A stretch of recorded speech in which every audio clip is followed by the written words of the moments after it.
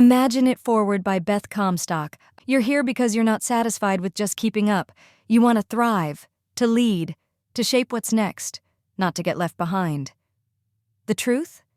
Standing still is the fastest way to fall behind in today's hypercharged economy. Disruption isn't just coming, it's already here. Beth Comstock knows this better than anyone. Twice named one of Forbes' top 100 most influential women in the world, she turned down not one but two job offers from Steve Jobs, helped launch Hulu when it was just an audacious idea, and spearheaded General Electric's transformation during one of its most innovative periods. This is someone who didn't just survive disruption, she engineered it. If you've ever felt the gap between where you are and where you want to be, Beth calls this the imagination gap. And her approach? It's not just about creativity, it's about building systems that let creativity thrive and scale. This isn't wishful thinking, it's practical, actionable, and proven. Today, we're diving into the strategies, mindset shifts, and real-world tactics that will help you not only adapt, but excel in this era of relentless change.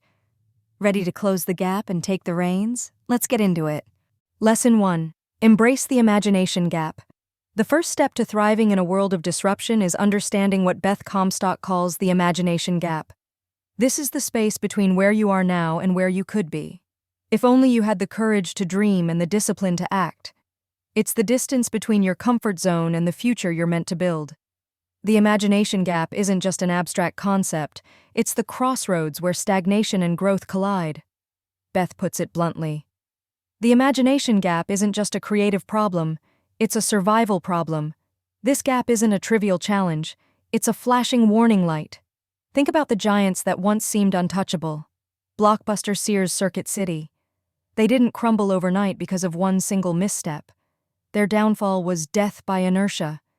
They clung to outdated models, stubbornly refusing to innovate while the world hurtled forward. It wasn't the disruption itself that killed them.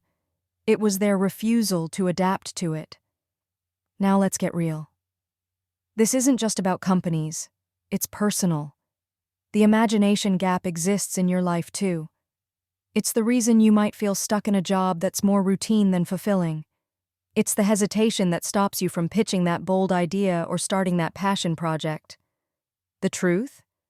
Ignoring the gap won't make it disappear.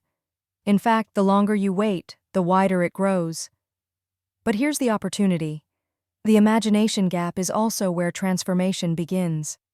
It's not a problem to fear, it's a challenge to embrace. Think of it as a call to action. Beth challenges us to ask bold questions.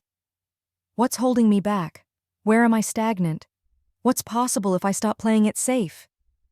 These aren't questions for your future self, they're for today. Because refusing to close the gap means settling for less than you're capable of. Look at industries that have bridged this gap effectively. Netflix didn't just pivot from DVD rentals to streaming. They redefined how the world consumes entertainment.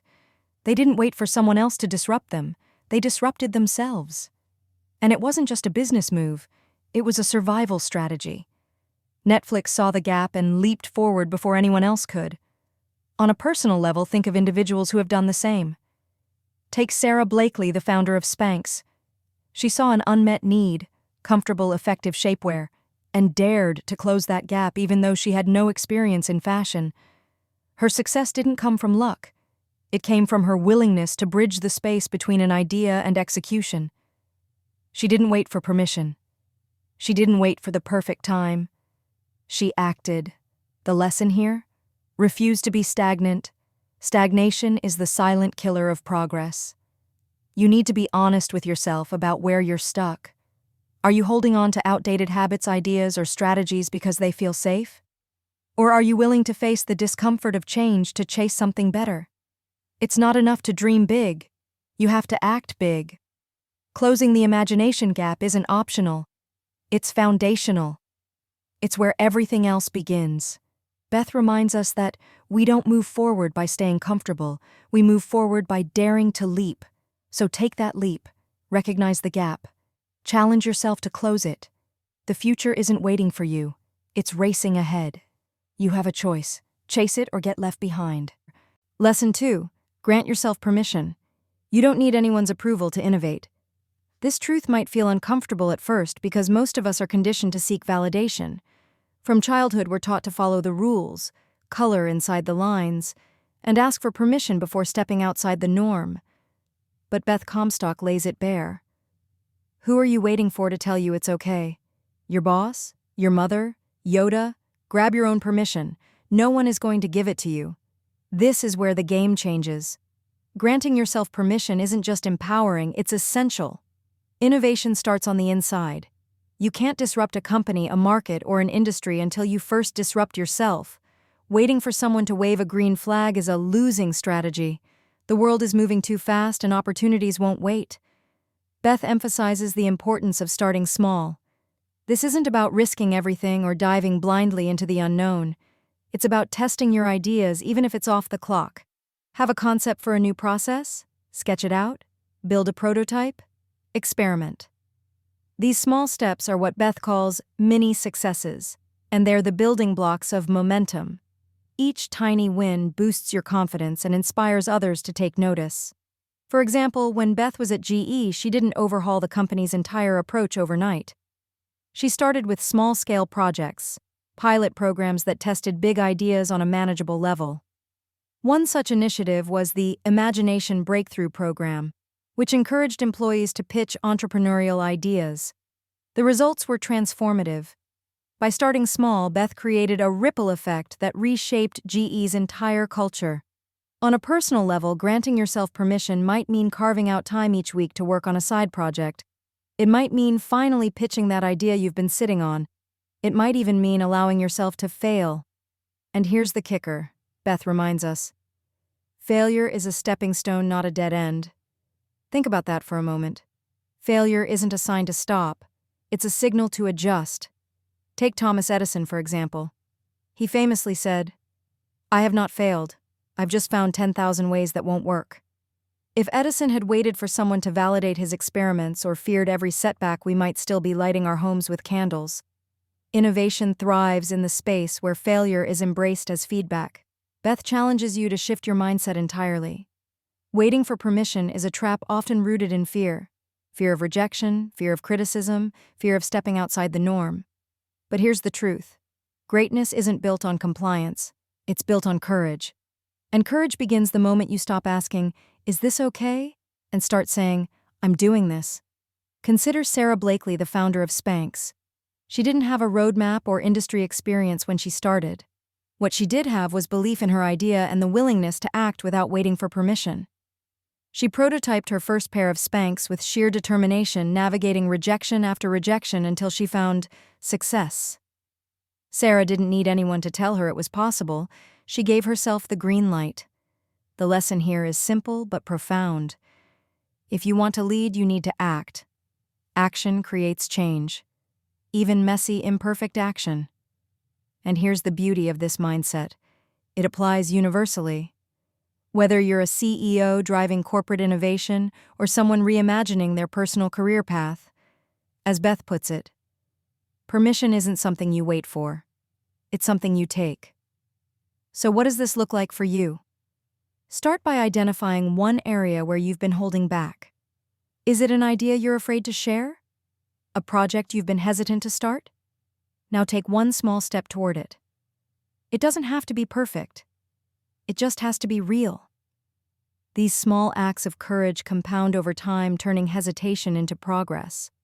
At the end of the day, giving yourself permission isn't just about achieving success. It's about owning your power. It's about recognizing that the greatest limitations are the ones you place on yourself and that you have the ability to break free. Stop waiting. Start doing. As Beth reminds us, you are your own gatekeeper. Open the gate. Lesson 3. Become a learning machine. Innovation doesn't happen in a vacuum. It's not a flash of inspiration that appears out of nowhere. It's the result of constant growth, deliberate practice, and an unrelenting curiosity about the world. Beth Comstock puts it plainly. You can't be creative if you're not curious, and you can't stay relevant if you stop learning. Becoming a learning machine means committing to continuous improvement. It's not just a one-time effort. It's a lifestyle, a mindset, and a discipline.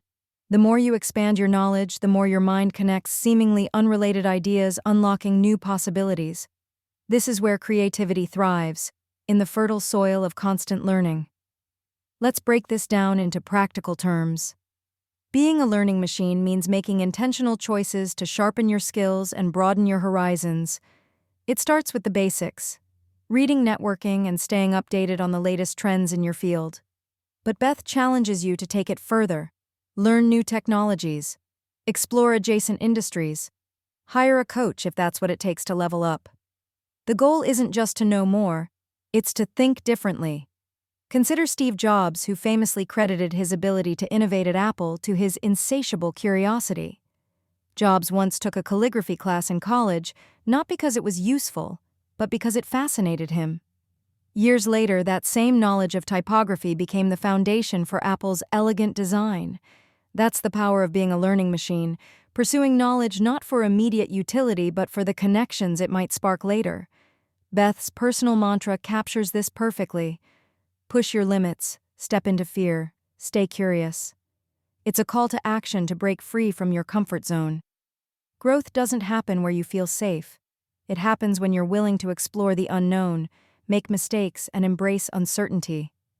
Think about your own learning journey. Are you actively seeking opportunities to grow, or are you coasting on what you already know? Here's a challenge. Pick one skill or subject outside your usual focus and dive into it. Maybe it's a coding class, a marketing workshop, or a creative hobby like painting or music. The point isn't to become an expert, it's to train your brain to think in new ways. Beth's advice is especially relevant in today's world where the pace of change is relentless. According to the World Economic Forum, nearly half of the skills we use today will be outdated within 5 years. To stay competitive, you don't just need to keep up, you need to stay ahead. This requires a mindset of lifelong learning where you're constantly asking, what's next? How do I stay relevant? How do I shape the future instead of reacting to it? A great example comes from the tech industry. Satya Nadella, CEO of Microsoft, transformed the company's culture by emphasizing a learn-it-all mindset over a know-it-all one. Under his leadership, Microsoft evolved from a stagnant tech giant into a leader in cloud computing and AI. Nadella's secret? He encouraged everyone at Microsoft to embrace curiosity, ask questions, and never stop learning. On a personal level, being a learning machine also means seeking feedback and adapting. Feedback isn't criticism, it's fuel for growth. The most innovative people aren't afraid to ask for input because they know it's the fastest way to improve. Beth herself embodies this approach, constantly seeking out mentors, colleagues, and even critics who challenge her perspective and push her to grow. And don't forget the value of staying curious about the world beyond your immediate focus. Beth emphasizes the importance of interdisciplinary learning, drawing inspiration from fields and industries far removed from your own. Whether it's reading a book on neuroscience, attending a design conference, or simply observing how other industries tackle problems, these experiences broaden your perspective and fuel your creativity. The lesson is clear: be relentless in your pursuit of growth. Don't let complacency sneak in. Stay curious, stay hungry, and stay open to new possibilities. As Beth puts it, it's not just about being ready for the future, it's about shaping it. When you commit to becoming a learning machine, you don't just prepare yourself for change, you position yourself to lead it. Lesson 4. Use the STAR method for ideas. Once your creative juices are flowing, the real work begins, deciding which ideas deserve your time and energy. It's easy to get overwhelmed when inspiration strikes, but not every idea will lead to a breakthrough. That's where Beth Comstock's STAR method comes in. It's a practical, repeatable framework designed to help you filter, refine, and test your ideas before diving into execution. Beth emphasizes, the best ideas aren't lightning bolts, they're built brick by brick. In other words, ideas aren't born fully formed, they're shaped, polished, and perfected through a process. The STAR method, shelter. Ask yourself, repeat, guides you through this process with clarity and focus. S for shelter. The first step is to shelter your idea. Beth stresses the importance of giving ideas time to marinate. When an idea first comes to you, don't rush to share it or act on it. Let it simmer in your mind.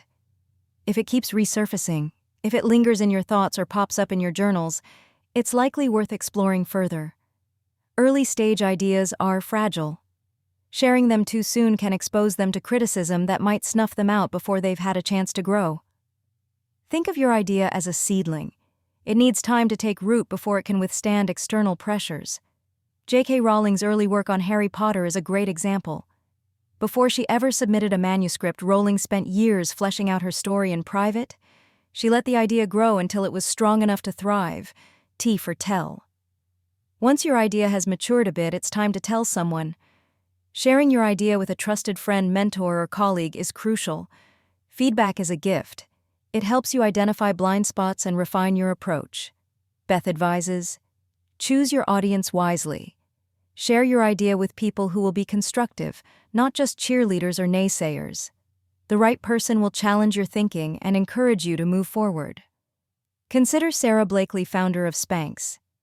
When she came up with her idea for revolutionary shapewear, she shared it with a few trusted confidants. One key piece of feedback helped improve her prototype, turning a good idea into a great product. That early feedback was crucial to Spanx's success. A for ask yourself. Now comes the most personal step. Ask yourself how much you care about this idea. Are you willing to invest the time, resources, and emotional energy it will take to bring it to life? Beth emphasizes that this stage requires brutal honesty. Not every idea is worth pursuing, and that's okay. A good litmus test is to ask, would I still pursue this idea if success wasn't guaranteed? If the answer is yes, you're on the right track. Passion and perseverance are critical drivers of innovation. This step ensures you're putting your energy where it truly matters. R for repeat. The final step is to repeat. Ideas are not static. They evolve through iteration. If your first attempt doesn't pan out, don't abandon it. Tweak the idea, refine the execution, or pivot to a new approach. Keep cycling through the STAR process until you find the winner. Beth explains, innovation is a journey, not a destination. It's about showing up again and again to push the boundaries. Think about Thomas Edison. He famously conducted over 10,000 experiments before perfecting the light bulb. Every failed attempt wasn't a dead end. It was a step closer to success. Edison's relentless commitment to iteration is the embodiment of the STAR method. The STAR method is more than a tool. It's a mindset. It teaches you to respect the creative process, seek meaningful feedback, and stay committed to ideas that matter most. By following these steps, shelter. Tell, ask yourself, repeat. You'll not only refine your ideas, but also build the resilience needed to turn them into reality. As Beth says, every big idea starts as a small spark. The question is, will you let it burn? Lesson 5. Build a culture of creativity. Creativity doesn't happen by accident, especially in an organizational setting. On a company level, fostering creativity requires intentional systems, not chaos.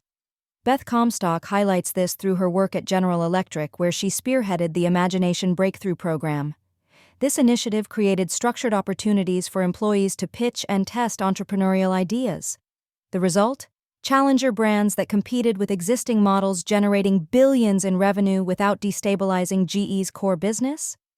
Beth's core principle is this: creativity thrives in systems, structured enough to provide clarity but loose enough to allow experimentation. In other words, you need a framework that supports innovation without stifling it. Too much structure kills creativity, while too little leads to chaos. Striking this balance is key to building a culture where ideas flourish. Many companies struggle with this because traditional systems are built to maintain the status quo. These are the organizations that say things like, "That's how we've always done it," or "Let's stick to the proven methods." While these systems might optimize efficiency, they're a death sentence for innovation. Creativity demands risk, experimentation, and a willingness to disrupt, and traditional structures resist these things. Take Blockbuster, for example. They had the resources and the opportunity to pivot to streaming, but their rigid systems kept them anchored to outdated models. In contrast, Netflix thrived by embracing a culture of experimentation and adaptability. As Beth puts it, leadership often talks about wanting innovation, but their systems send the opposite message. If you don't create space for creativity, it won't happen. So how do you build systems that encourage innovation rather than suppress it? Beth's approach at GE provides a clear blueprint. The Imagination Breakthrough Program didn't just give employees permission to innovate, it actively incentivized it. Employees were encouraged to form internal startups competing with existing models in a structured yet flexible environment. These challenger brands allowed GE to test bold ideas without jeopardizing its core operations. Here's why this worked. The program provided clear frameworks for pitching and testing ideas. Employees knew how to submit proposals, what criteria would be used to evaluate them, and what resources were available. This clarity reduced friction and made it easier to take the first step. Leadership also created a culture of trust, where employees knew their ideas would be taken seriously and failures treated as learning opportunities. By fostering a challenger brand mentality, GE turned innovation into healthy competition, motivating teams to push boundaries and shape the company's future. At the heart of any creative culture is empowerment. Beth emphasizes that leadership must actively empower employees to innovate. This doesn't just mean saying, "We value your ideas." It means creating tangible systems that support and reward innovation. Beth advises leaders to act as gardeners rather than gatekeepers. Gardeners cultivate creativity by providing the right environment, tools, and encouragement. Gatekeepers block progress by focusing on control and compliance. A real-world example of this mindset is Google's 20% time policy, which allows employees to dedicate a portion of their work week to passion projects. This policy has led to some of Google's most successful innovations, including Gmail and Google Maps. By giving employees the freedom to experiment, Google created a pipeline for groundbreaking ideas. While fostering creativity, it's critical to maintain fairness and transparency. Nothing undermines innovation faster than perceived favoritism or a lack of clarity in decision-making. Beth warns that poorly designed systems can foster resentment, especially if employees feel their ideas aren't being evaluated fairly. To avoid this, establish clear processes for idea submission, evaluation, and implementation.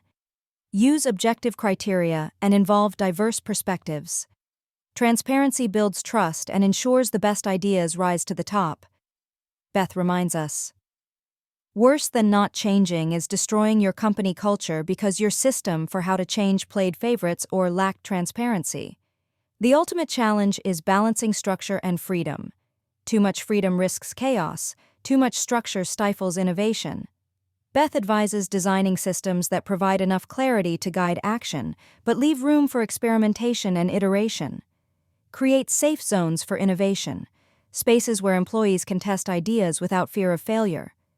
Integrate creativity into your company's DNA through storytelling. Celebrate success stories of innovation to reinforce the values of risk-taking and experimentation. When employees see what's possible, they're more likely to contribute their own ideas. Building a culture of creativity isn't about chasing flashy ideas or fostering chaos. It's about creating systems that support consistent, meaningful innovation. As Beth says, creativity isn't magic, it's method. By combining structure with freedom, empowering employees, and maintaining fairness, you can transform your organization into a hub of creativity. Whether you're leading a team or working on your own projects, the principles are the same. Systems set the stage, but people bring ideas to life. Invest in your people, trust the process, and watch creativity flourish. Lesson 6. Embrace tension and data. Disruption doesn't come without challenges, and one of the biggest is tension. Beth Comstock puts it succinctly. When you are innovating, tension is the price of admission.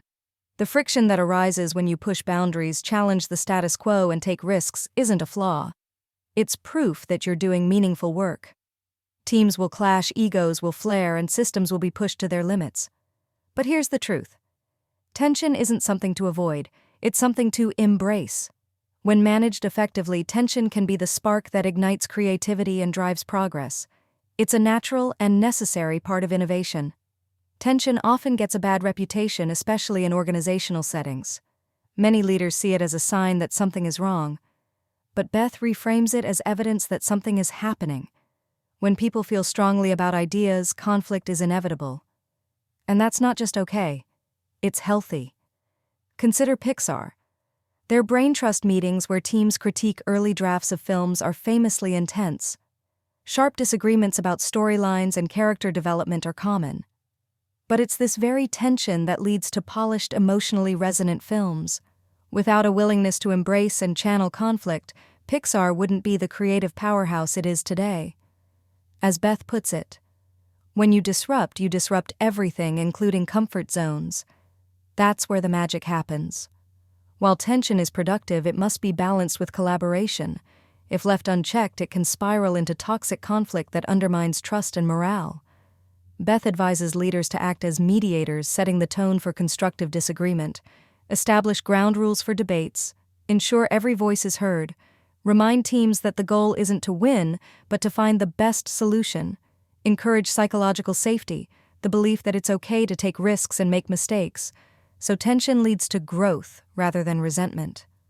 One effective strategy? Focus on the problem, not the person. Redirect disagreements toward the idea at hand rather than letting them become personal. This keeps the energy on solving the problem, not attacking each other. Amid the excitement and chaos of innovation, data is your anchor. Beth urges leaders to ground decisions in evidence. You can't innovate blindly. Data tells you where the weaknesses are, where the strengths lie, and what's worth pursuing. Data is invaluable for identifying opportunities, refining ideas, and measuring success. For example, when launching Hulu, Beth's team relied heavily on user data to understand viewing habits. This evidence-based approach helped shape Hulu into a platform that resonated with audiences and disrupted the entertainment industry. But here's the key. Data should guide you, not dictate every move. Beth warns against letting data kill your instincts. Numbers tell part of the story, but they don't capture the full picture. Revolutionary ideas, like the iPhone, weren't born from data alone. They came from intuition, creativity, and a willingness to take leaps of faith. The best solutions come from a blend of intuition and evidence. Intuition sparks the idea, the gut feeling that something is worth pursuing. Data refines and validates that intuition, turning a raw concept into a viable innovation. Take Tesla as an example. Elon Musk's vision for electric vehicles wasn't based solely on market research. Early data on consumer demand for EVs was far from encouraging. But Musk's intuition told him the world was moving towards sustainability. He backed that belief with bold action. Today, Tesla dominates the EV market, and the data now supports what was once a gut feeling. Beth captures this balance perfectly. Innovation lives at the intersection of imagination and information. You need both to succeed. Here's how you can apply these principles. Create space for tension. Don't shy away from conflict. Encourage teams to debate ideas openly and constructively. Frame disagreements as opportunities to strengthen ideas, not threats to harmony. Use data strategically. Collect data at every stage: ideation, development, testing, and implementation. Use it to identify patterns, validate assumptions, and measure impact. Trust your instincts. Don't let data override intuition.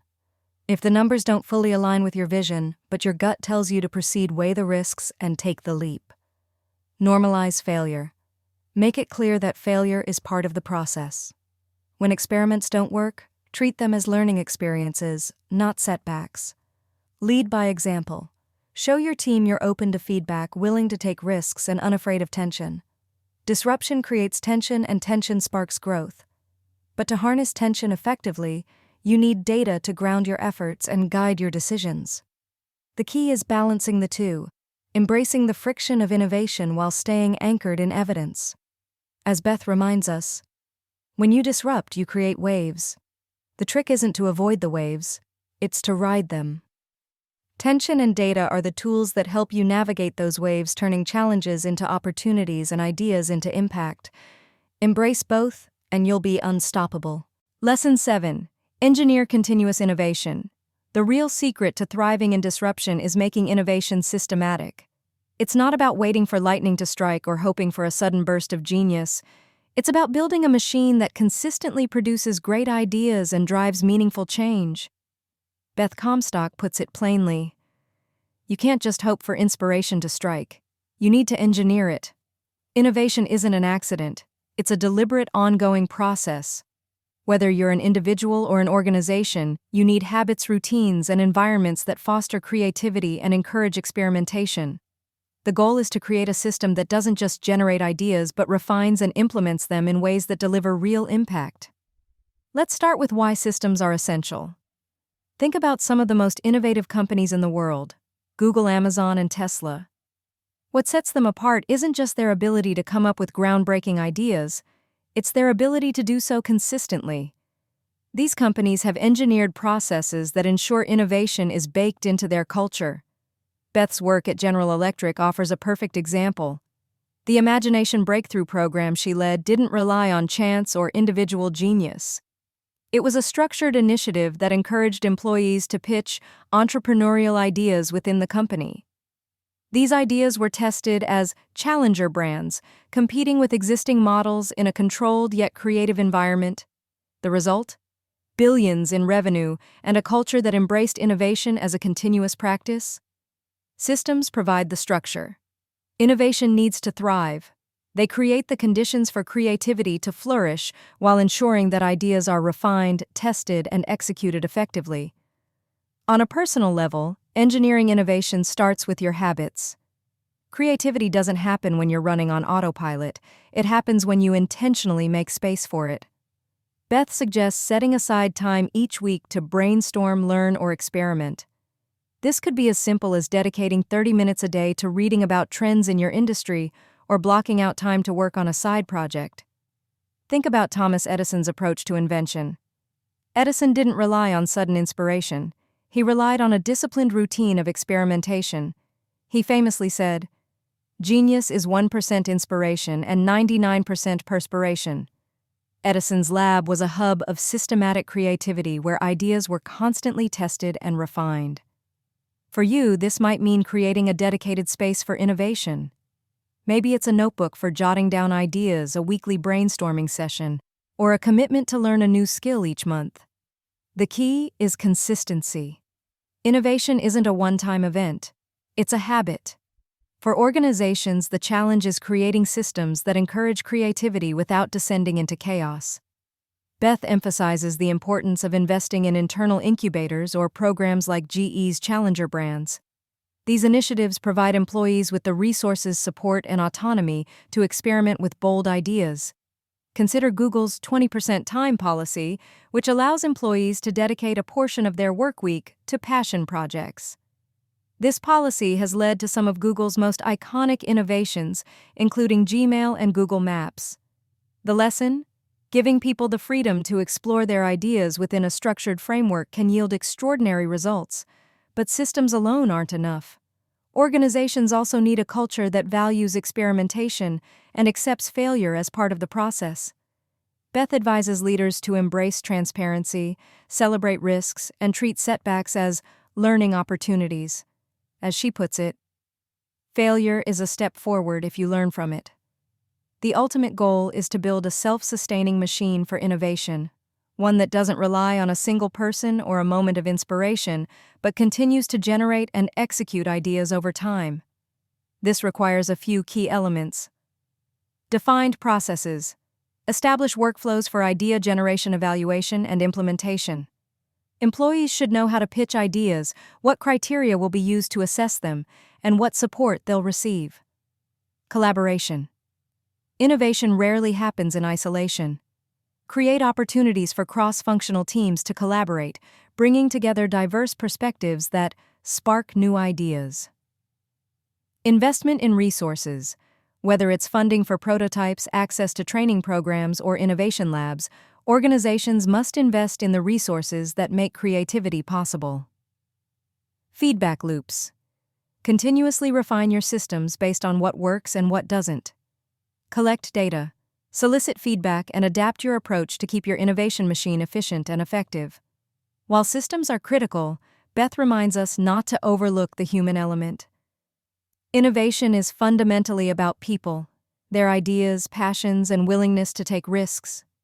As a leader, your role is to inspire and empower those around you to think boldly and act courageously. Take Airbnb's story. The founders faced countless rejections from investors who didn't believe in their vision. But they believed in their idea and created a culture where experimentation and resilience were non-negotiable.